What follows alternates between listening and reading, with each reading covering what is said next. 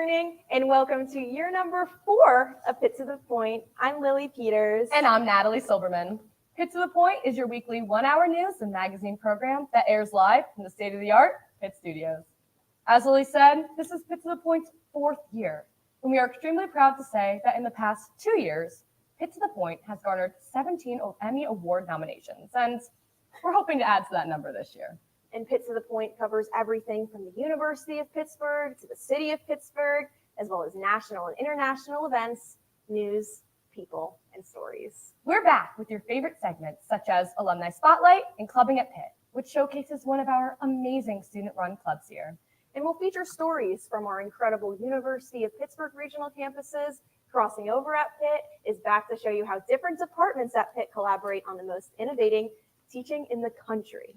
We have some new segments too. MVP, Most Valuable Professor features, and you'll love our Pitt in the Wild feature. And we will be joined live from our affiliate college and high school partners and their student anchors who will tell you what's going on at their schools and their communities.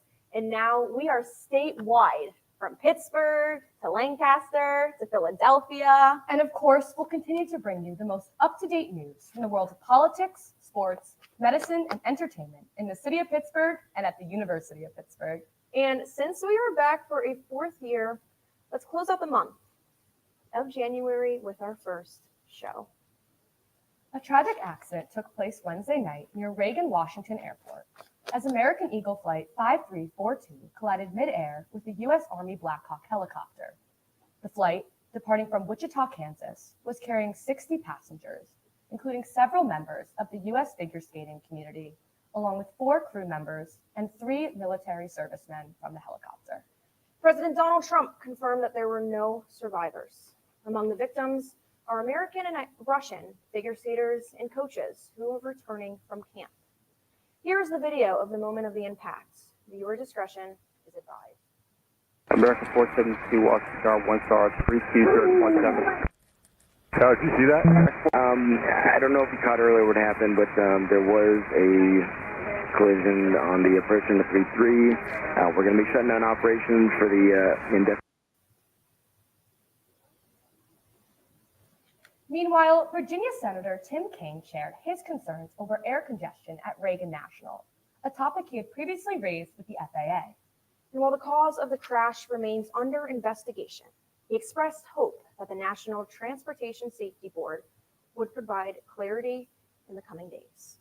In other news in Washington, Senate confirmation hearings for President Donald Trump's cabinet nominees are well underway. While some have secured approval, others are still facing tough scrutiny as the process moves forward. So far, 8 of President Trump's nominees have successfully cleared the confirmation process. This includes Florida Senator Marco Rubio, who was the first to receive approval, winning a unanimous vote in the Senate. He was followed by John Ratcliffe, Pete Hegseth, and Kristi Noem. And as the hearings continue, several nominees still face rigorous questioning over their qualifications and potential conflicts of interest. The outcome of these votes will play a key role in shaping President Donald Trump's administration and setting the tone for his agenda moving forward. And now we turn to our political reporter, Ryan Tarabokia. Ryan? Donald Trump was inaugurated in Washington, D.C. just over a week and a half ago. And since being sworn in, he has been as active as any president in United States history. In his first 24 hours, he signed 26 executive orders, as well as revoking 78 of former President Biden's orders. Here's what he's done in just his first 10 days in office. With Donald Trump's presidency starting on January 20th, it was in full swing in just a matter of hours. After appointing his cabinet, President Trump's focus would span across all spheres of the political spectrum. Trump would waste no time undoing executive orders of the previous Biden administration, having this to say at the House Republican Conference. But over the past 7 days, my administration has been moving with urgency and historic speed to reverse every single disaster of the Biden administration. By the way, the guy was a disaster, okay?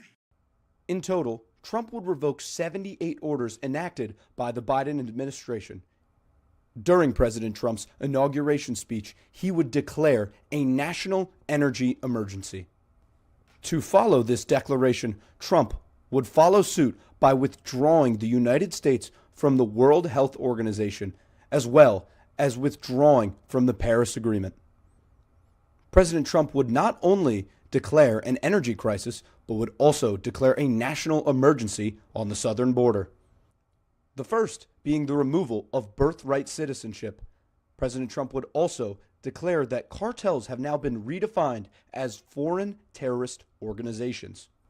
To pair with these legislations, Trump has also passed his first bill in office, that being the Lake and Riley Act. Under the law I'm signing today, the Department of Homeland Security will be required to detain all illegal aliens who have been arrested for theft, burglary, larceny, shoplifting, assaulting a police officer, murder. President Trump's ending of DEI programs will not only be occurring at the federal level, but will involve cutting grants from university programs. President Trump has also declared that the United States will now only recognize two genders.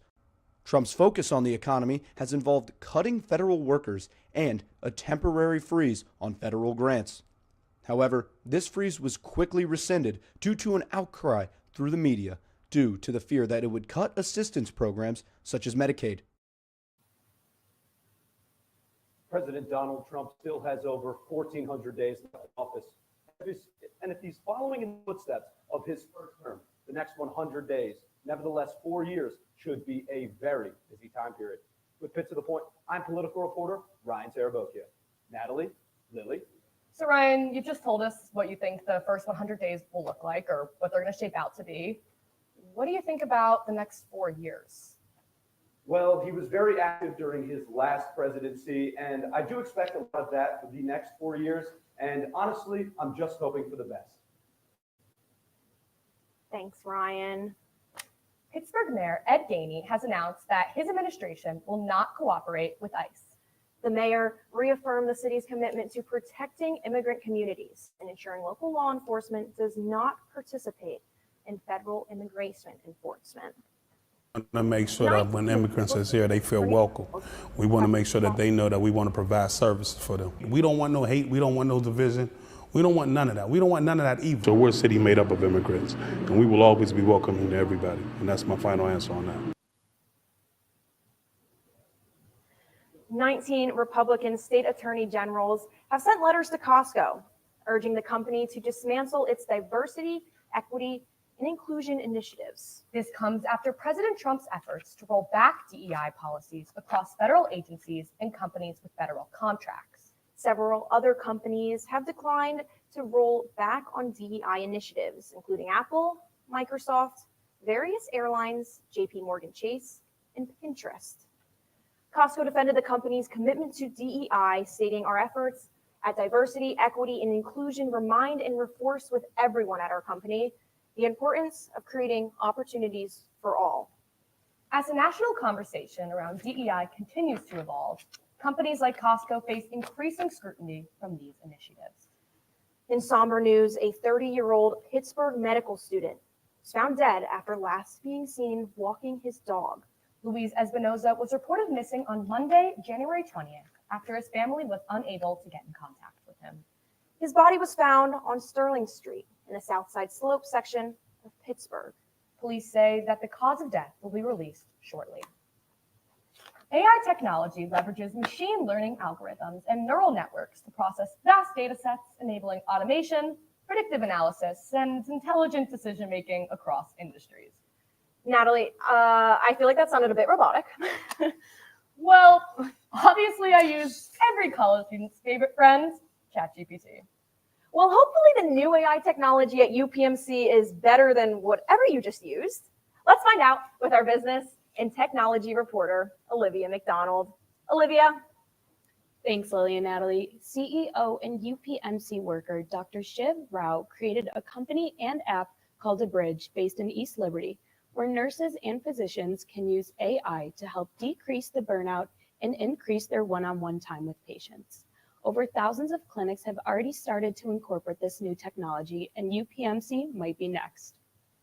I'm Shiv, founder and CEO of A Bridge. A Bridge structures and summarizes all the information from medical conversations to unburden clinicians from all the clerical work that we have to do at night.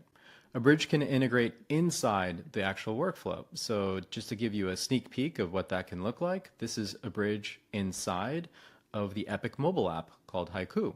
And you'd be able to invoke a bridge from there. And not only invoke a bridge from there, but you'd also be able to see the output from a bridge directly in your medical record itself. So this is the Epic desktop medical record, and you see the middle 2/3 of the screen is actually the Abridge editor. You open up the Abridge app, you hit start, you hit stop, then you log into your desktop web browser, you go to notes.abridge.com, you find the conversation, you might edit it, you might adjust it, but you can copy and paste it right into the medical record.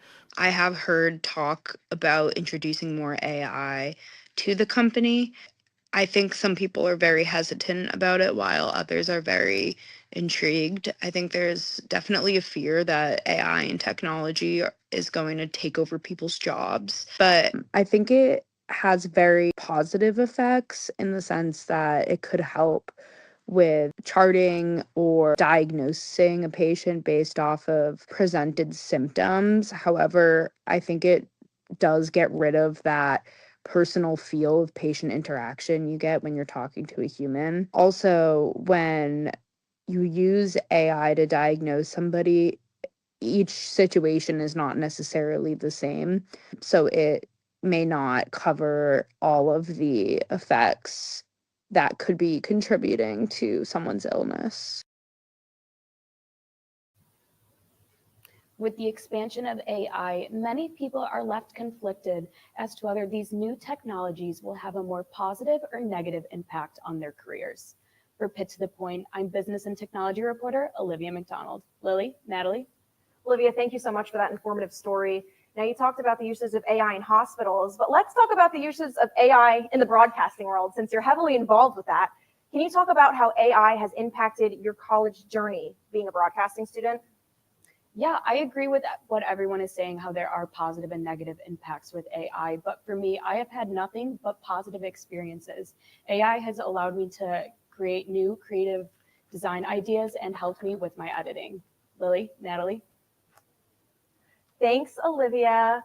Now, with many newsworthy events happening on campus, it can be hard to keep up. That's where our newspaper, the Pitt News, comes in. Here are the top headlines from our award-winning newspaper. It is Pitt News on Pitt to the Point. Okay.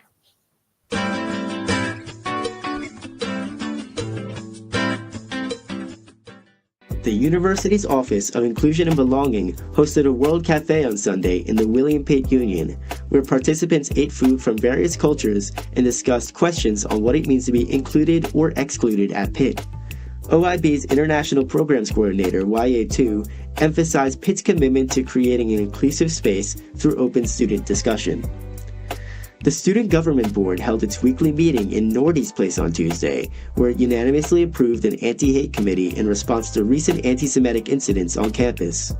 Board member Evan Levasseur said the committee will identify hate of all forms at Pitt. SGB also heard from Students for Justice in Palestine at Pitt representative Highway Hu, who condemned actions he called punitive against activist organizations on campus.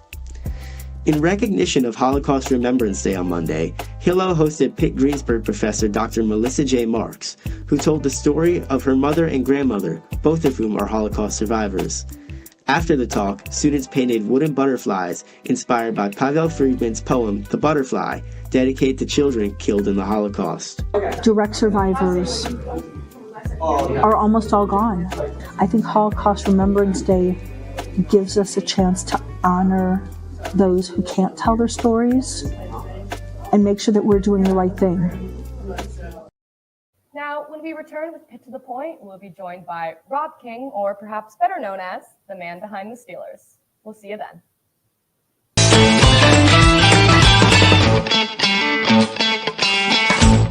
Welcome to the University of Pittsburgh. We're here in the Cathedral of Learning. Imagine being here in the Commons Room or an Nationality.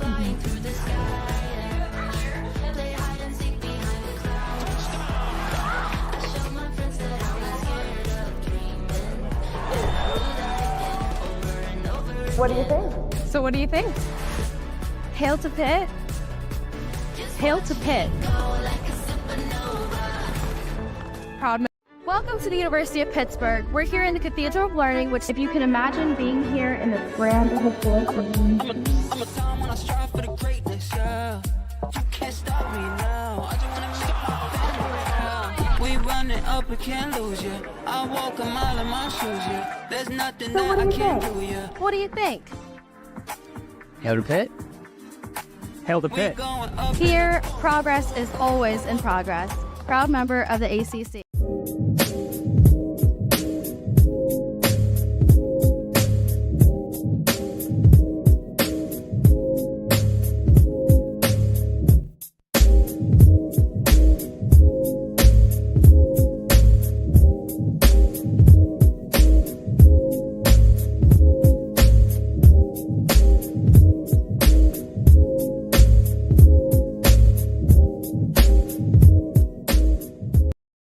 We are the University of Pittsburgh, forged in a blue-collar city with gold standards, where innovators, researchers, thinkers, and healers are always reaching for new heights. There is no limit to what we can accomplish when we put our minds, our hands, our soul, and spirit toward it. Here, progress is always in progress. Hail to Pitt, proud partner of the ACC. They come here, forged in the spirit of change, pushing to answer the questions, and then questioning the answers, embracing each challenge as fuel for reinventing the world. Because here, leadership, courage, creativity, innovation, and progress are always in progress. The University of Pittsburgh, forge ahead.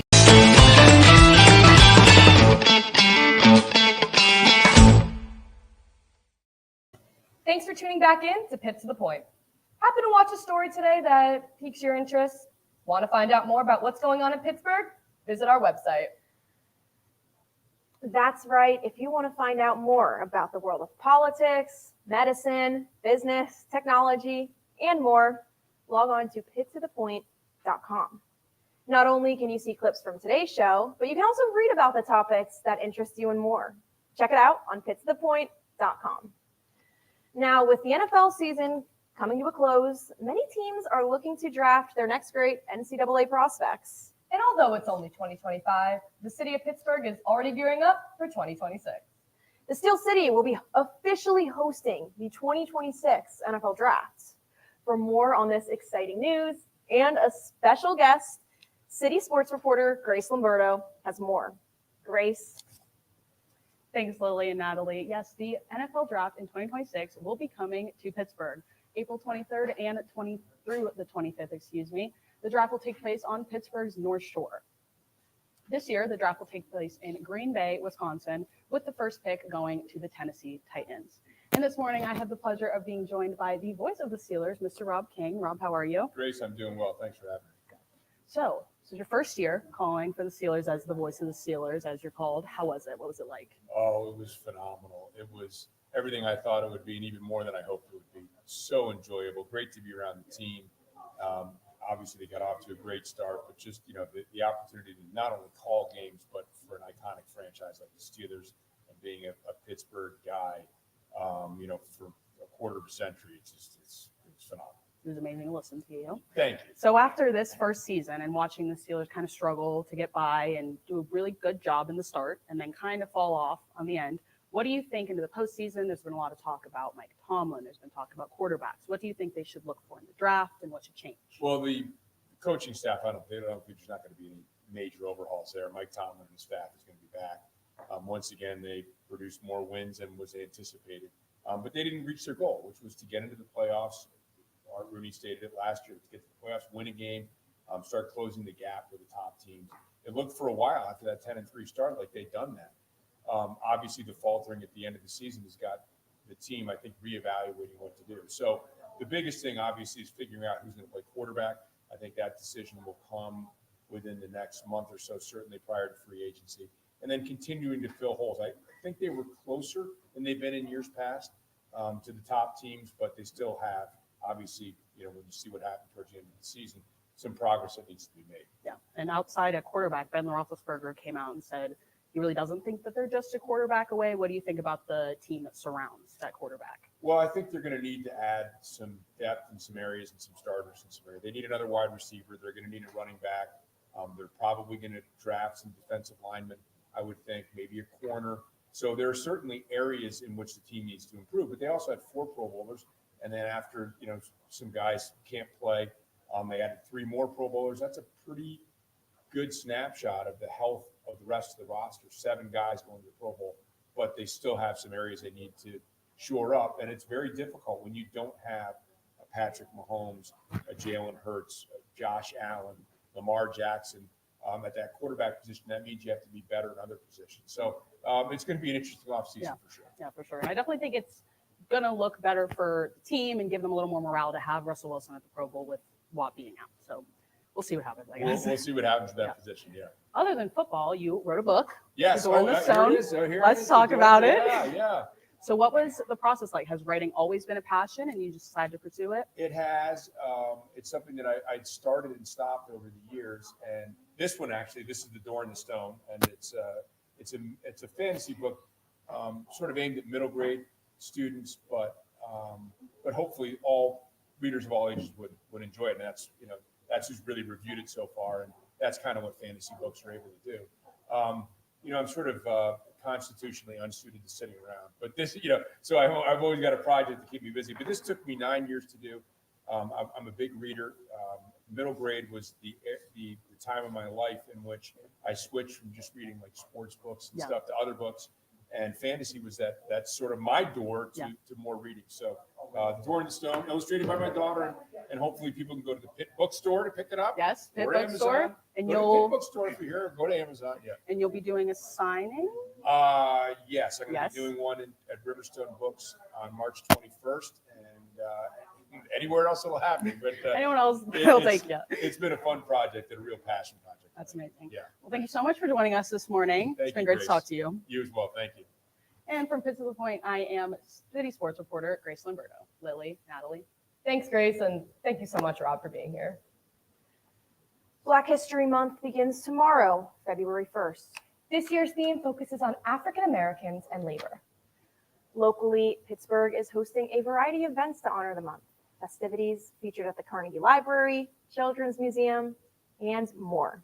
Pittsburgh star, August Wilson, was recently awarded a star on the Hollywood Walk of Fame, though the Pittsburgh Walk of Fame. The local native received a star for live theater and performance. For more on Wilson and his achievements, Pitt to the Point's entertainment reporter Morgan Wilfong has more. Morgan? Thanks, Natalie. Pittsburgh native August Wilson received the honor of a lifetime on January 7th. He was awarded the 2,799th star on Hollywood's Walk of Fame.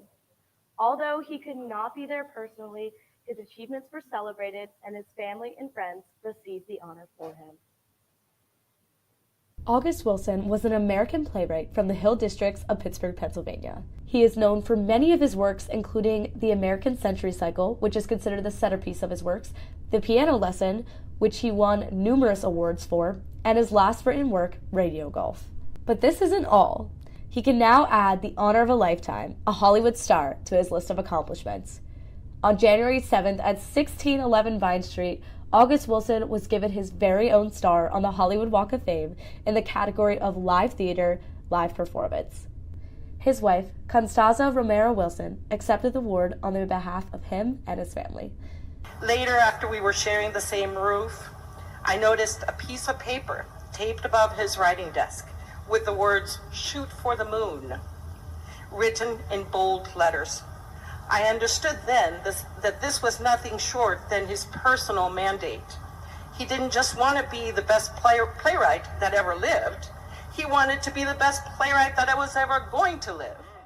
Denzel Washington, Danielle Deadweiler, and the cast and filmmakers from The Piano Lesson were also in attendance for this once-in-a-lifetime moment to celebrate the accomplishments of August Wilson. It is my honor and privilege to welcome to the Hollywood Walk of Fame, August Wilson!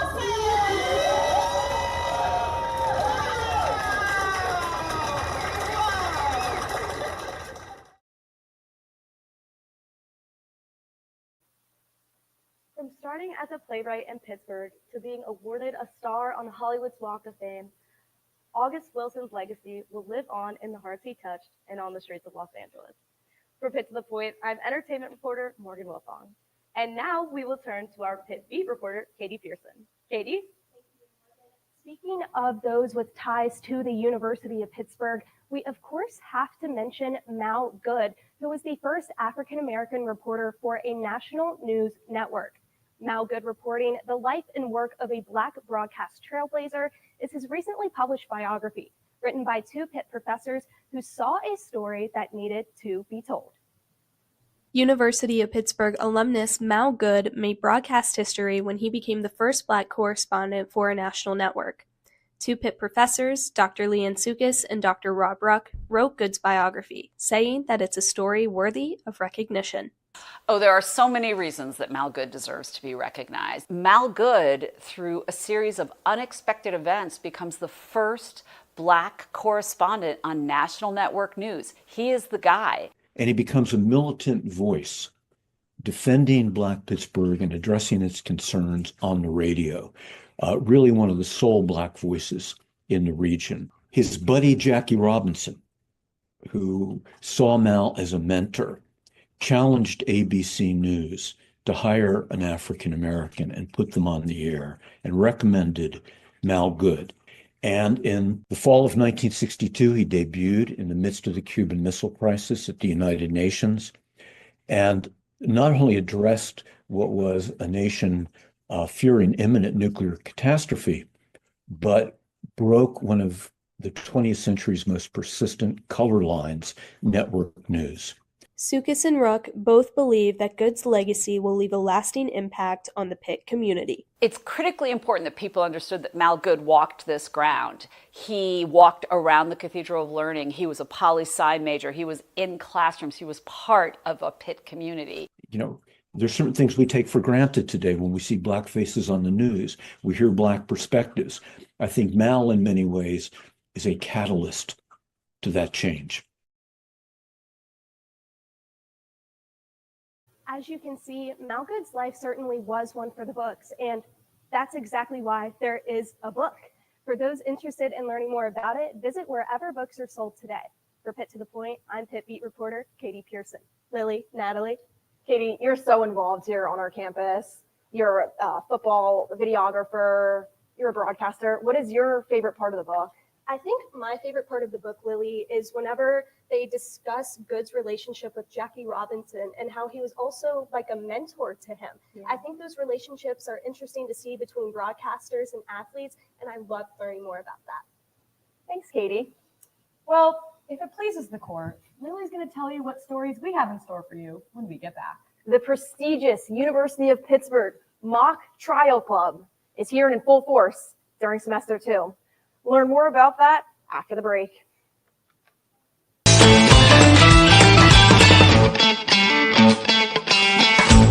Time for your next adventure. I have no idea what I'm going to do tomorrow. How exciting.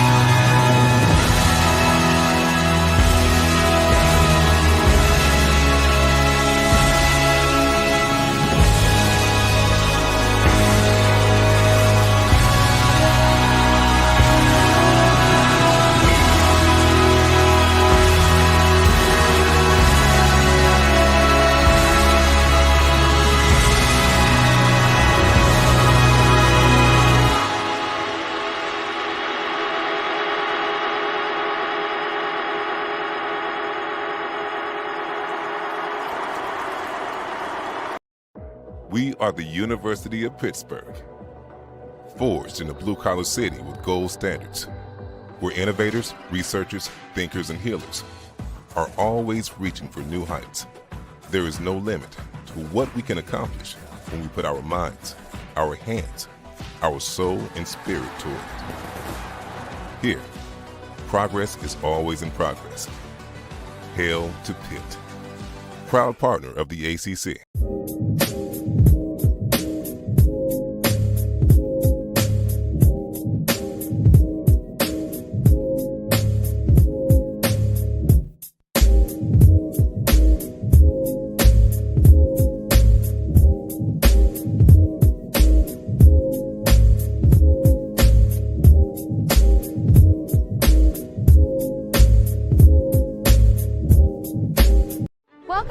University of Pittsburgh. We're here in the Cathedral of Learning, which, if you can imagine being here in this grand historic building. I'm a time when I strive for the greatness, yeah. You can't stop me now. I just wanna make my family. We running up, we can't lose you. I walk a mile in my shoes, yeah. There's nothing that I can't do, yeah. What do you think? Hail to Pitt. Hail to Pitt. Here, progress is always in progress. Proud member of the ACC.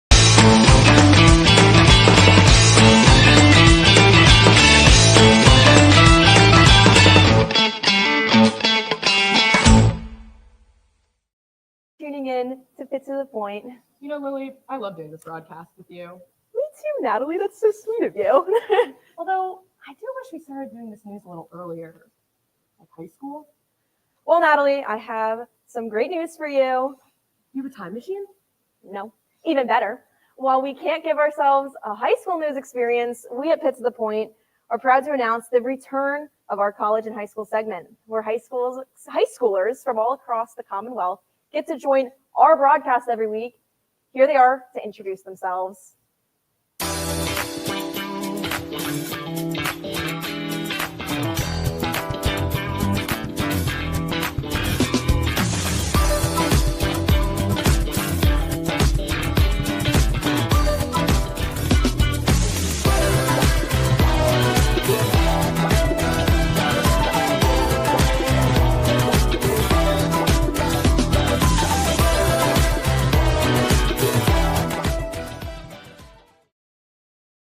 Hi, this is Henderson High School with Westchester Area School District. One thing I like about this class is the field trips and getting to see how the TV studios work.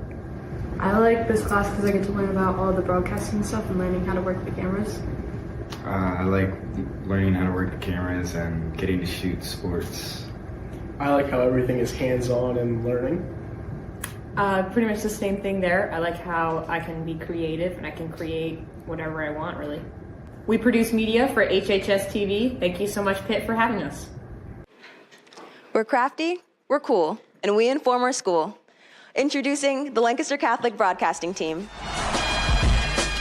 We're a mix of juniors and seniors that make only the best content. We better see our crew create it. What? Seriously though, we all have different talents, but we come together because film is our passion. If you're looking for a good story and tons of fun, you're at the right place. Come check us out.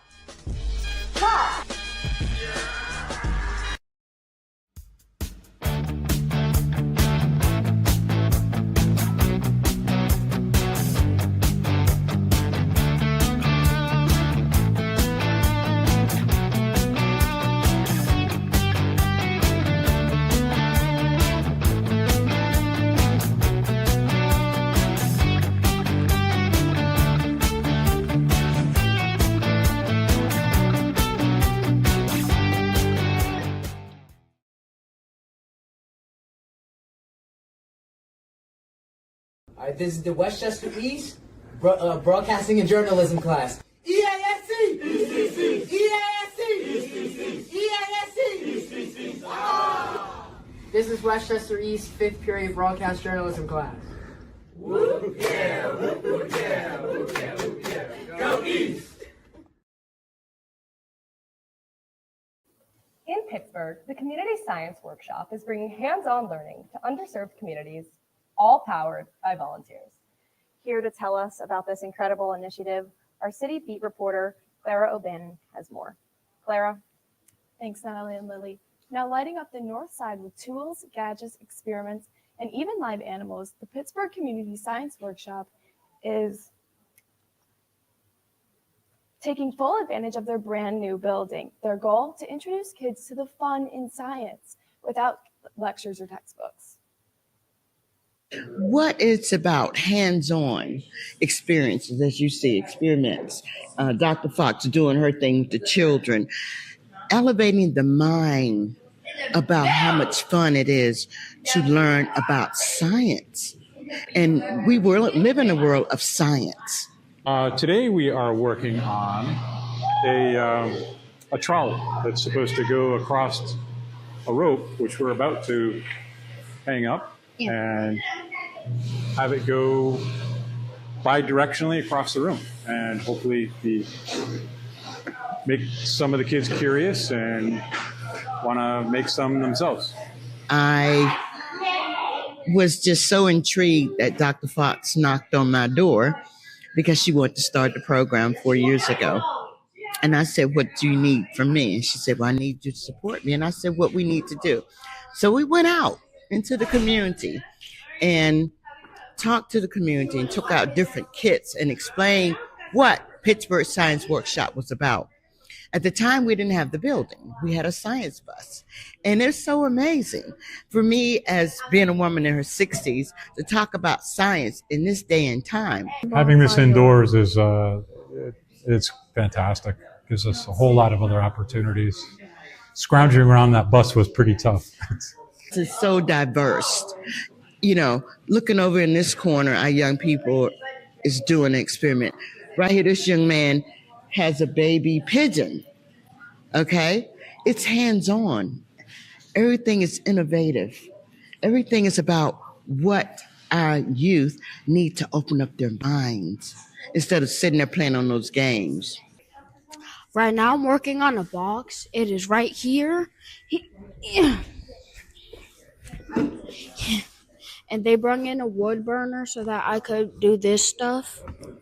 I did this part and this stuff, but my friend did this stuff. Everyone is vital to the growth of each youth in our communities and families, because once again, I talk about the disparities. And this is bridging the gap of disparities of education. We're never too old to learn. I'm just like excited myself because Dr. Fox knows like what we got to do. That's what we need to do.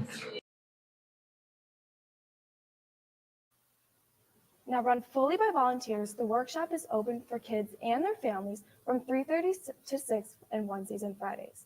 Now the science bus is also open for requests, but on reserve for the underserved communities in Pittsburgh. For Pitt to the Point, I'm City Beat reporter Clara O'Bannon. Natalie, Lily.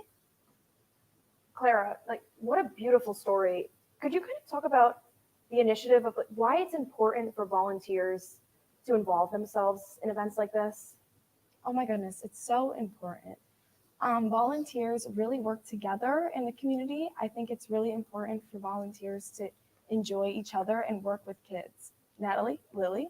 Yeah, absolutely. And try not to get rid of us just yet. We got one more question with you. As you just said, volunteers are so integral to how we function. Do you yourself have any volunteer experience that you just want to quickly share with our viewers? Yes. So I did visit the workshop and that was super fun, but I also work with kids in Danceability at Home in Buffalo. Awesome. Thanks, Clara. Thank you, guys. With over 600 clubs on campus, there is truly something to fit everyone's interests here at Pitt.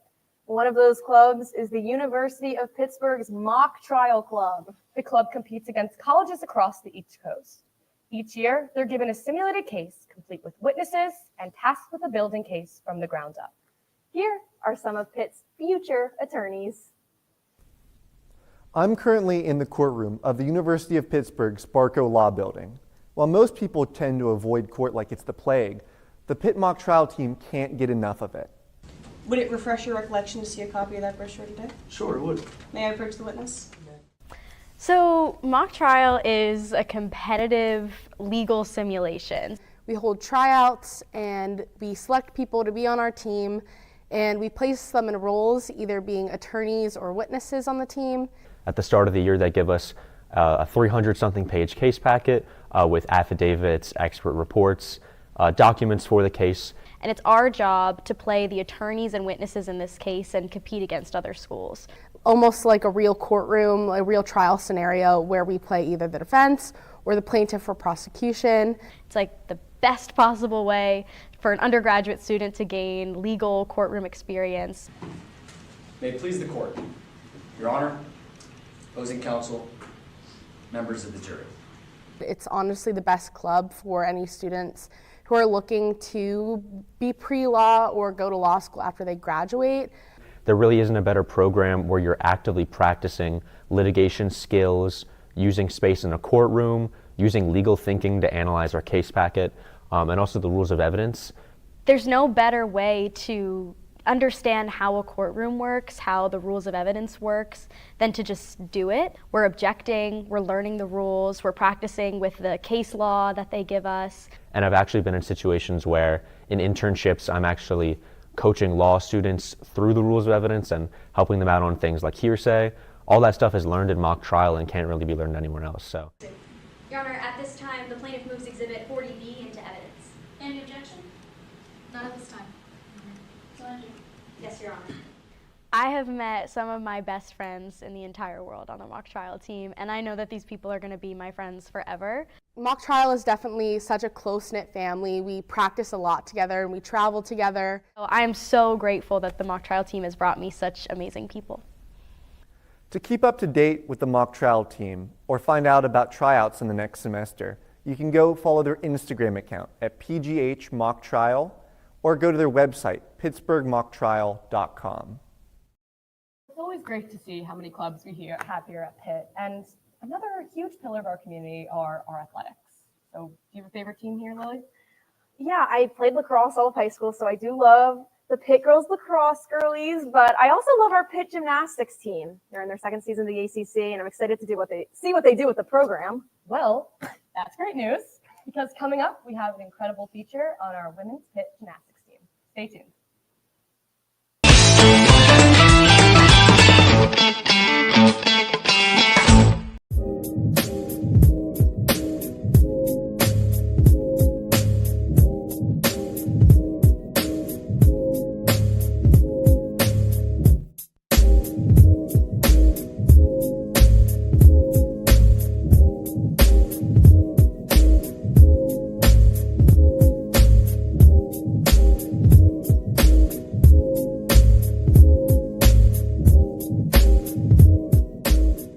Welcome to the University of Pittsburgh. We're here in the Cathedral of Learning. Imagine being here in the Commons Room or Nationality Room.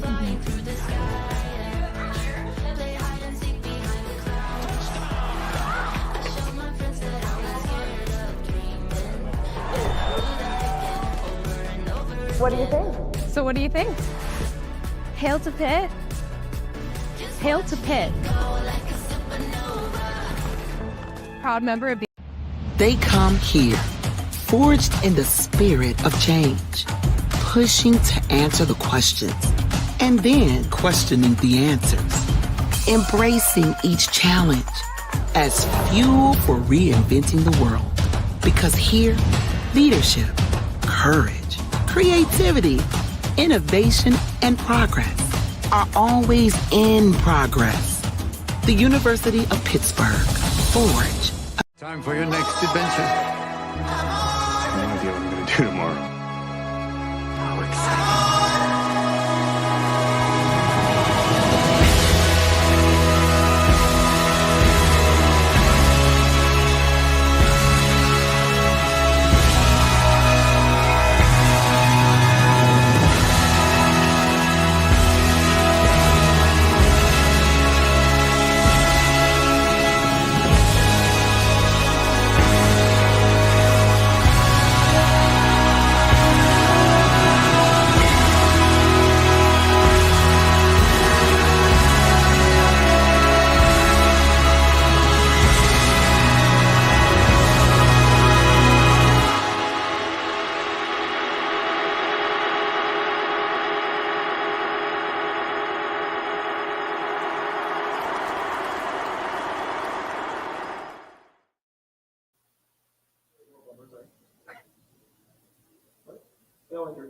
Hello and welcome back to Pitt to the Point.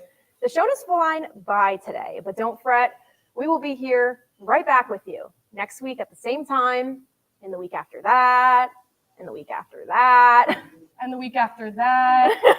Pitt to the Point airs every Friday morning at 8 a.m. on the amazing University of Pittsburgh website, the Pitt to the Point website, and YouTube channel. You can also find a taped version of the show on Pittsburgh's CBSN, which is KDK's TV streaming platform, on Saturday at noon. And we're excited to say you can also catch a re-airing of today's Pitt to the Point in Philadelphia every Saturday at 12 on CBS Philadelphia's streaming platform. And since the second semester is here, our Pitt winter sports are in full swing. That's right, Lily. which includes our Pitt gymnastics team. Now, our Pitt sports reporter, Noah Dan, has the latest on the Pitt gymnasts in their second season in the ACC. Noah. Thanks, guys. This year, Pitt women's gymnastics is entering into its 50th season and second in the ACC.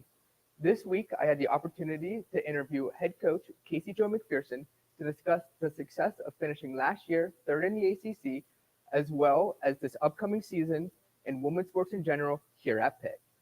I think our team did a really good job at ACC championships last year, handling the environment, competing well. I think that's a high energy competition and you always want to do well in your conference. As a team, we look to improve week to week. We want to be competitive in our conference.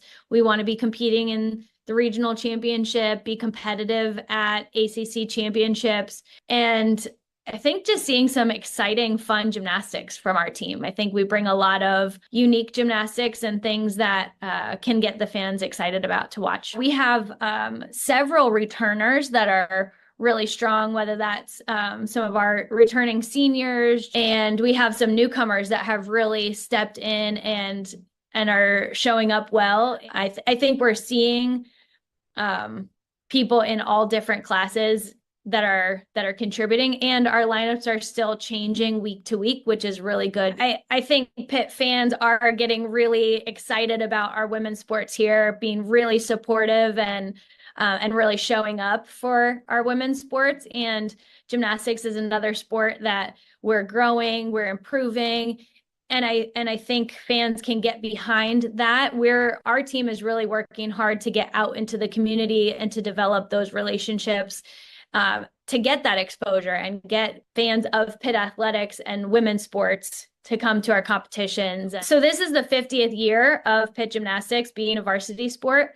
And so it's really cool to see and hear the stories of where it started, how it's gotten to be where it's at, and to know all of the opportunities that our student athletes are able to have because of all the work that's been put in over the years. So we want to see you at our competitions. We have a really fun, exciting atmosphere. Our meets can be pretty quick, back and forth with the other teams. Again, super competitive in our conference. We have the Backyard Brawl coming up in March after we face North Carolina, middle of February. So we have a couple good home competitions left, and we want you all to be there and to see how cool of a sport it is. McPherson encourages all fans to attend the home meets at the Fitzgerald Fieldhouse here on campus. In other news, this past Monday, Pitt football announced its 2025 football season schedule. The schedule is headlined by a home opener against Duquesne on August 30th, as well as notable home games against Notre Dame and Miami. The schedule also includes the return of the Backyard Brawl on September 13th in West Virginia and away games against Florida State and Syracuse. Pitt looked to improve on its 7-6 record in 2024 as they look to have a successful football season this upcoming year. For Pitt to the Point, I'm Pitt sports reporter Noah Dan. Natalie, Lily? Thank you, Noah, for that story on the Pitt gymnastics team. I got to ask you, what is your favorite routine? Personally, I'm a big fan of the uneven bars. How about you? I think the beam is one of the coolest to watch. There's so much creativity that you can add into it, so it's definitely one of the coolest. Now, I got to ask you too, Noah, can you do a cartwheel? What is your gymnast level? I definitely cannot. I am not the most flexible person. In fact, I think I'd break every bone in my body if I tried to do that. Perfect. Next week, we'll be teaching Noah how to do a cartwheel. Stay tuned for that. And since no one asked, my favorite is the floor. Okay. Across the Clemente Bridge, the Pittsburgh Pirates are gearing up for the 2025 season. To get some relief from the frigid city temperatures, the Bucks pitchers and catchers will head to Bradenton, Florida on February 12th. Spring training begins for the rest of the team on February 18th. Just in time for the workouts to begin, a young fan opened an exclusive Pirates pitcher, Paul Skeens rookie trading card. We welcome back our city sports reporter, Grace Lamberto. Thank you, guys. So yeah, an 11-year-old boy in California has pulled the one-of-a-kind autographed MLB debut patch, Paul Skeens Topps baseball card. That's a lot of adjectives to describe one baseball card. The Pirates found out about this pull and wanted to bring the card home back to Pittsburgh, so they offered him a pretty big prize package. including 2 Pirate season tickets behind home plate for the next 30 years, a meet and greet with the star pitcher, 2 signed Skeens jerseys, among many other things, including a game with Skeens' girlfriend Olivia Dunn in her box at PNC Park. However, the child decided to, go to auction with the card. So the card will go to auction with Fanatics coming up in March, and Fanatics will take their proceeds from the card and donate it to Los Angeles wildfire relief. Wow, that is awesome, Grace. So would you have taken up the deal on the rookie card? Would you have wanted a suite with the Livy Dunn?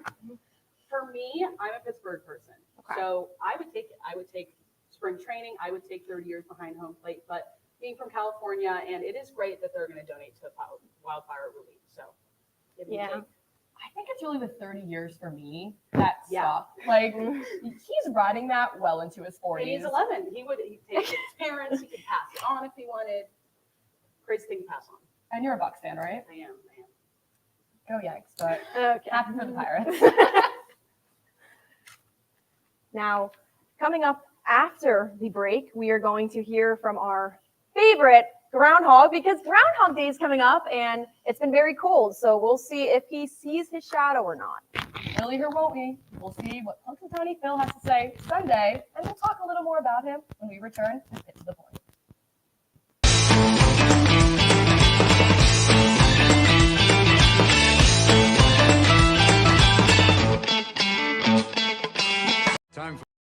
Time for your next adventure. I have no idea what I'm going to do tomorrow. How exciting.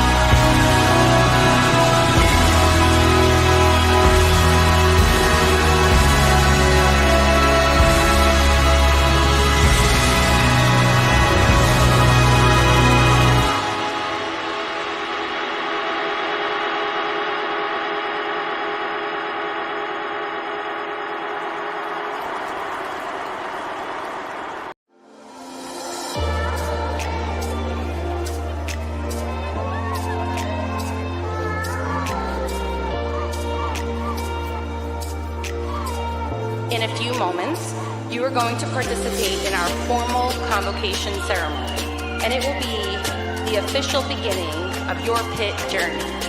Academic traditions have a long history, and with this ceremony, you will become part of that history.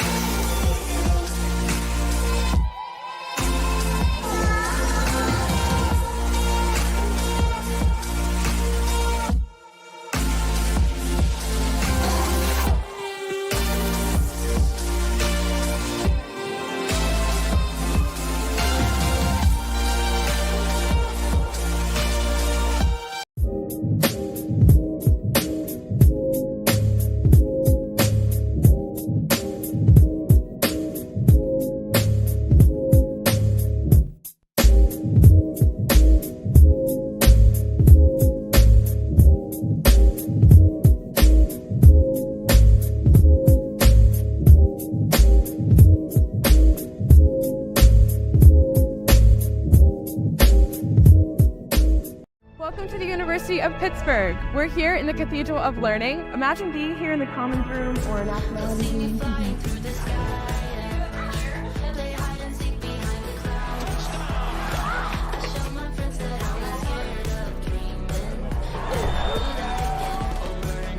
What do you think? So what do you think? Hail to Pitt. Hail to Pitt. Proud member of the ACC.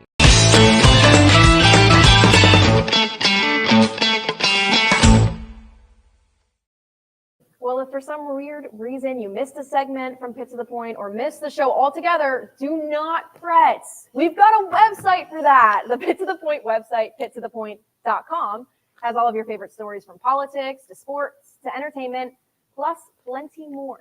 On top of that, We also have exclusive articles from your favorite Pitt to the Point personalities. Go check them out today. And Natalie, it's that time of year again for a furry tradition, has people buzzing with anticipation. Will he or won't he? Will Punxsutawney Phil, the world's famous groundhog, see a shadow, or will we get an early spring? This Sunday, Phil will emerge from his burrow to make the famous forecast. And with how cold it's been, I'm really hoping for some good news from our Pennsylvania friends. Yeah, Natalie. And I heard this week was a special birthday. Shout out to my mom. Happy belated birthday. Love you so much. You're the best. Happy birthday, Jeannie. Thank you so much for joining us on Pitt to the Point. For the next 10 weeks, Pitt to the Point will be coming to you live at this same time. You can catch a replay of the show on CBSN KDKA TV streaming platform every Saturday at 12 noon, as well as CBS Philadelphia's streaming platform at noon on Saturday. And please go to our social media platforms, Instagram, TikTok, X, Facebook. Thank you so much for tuning in today. Until next Friday, I'm Natalie Silberman. And I'm Lily Peters. We'll see you next week on Pitt to the Point.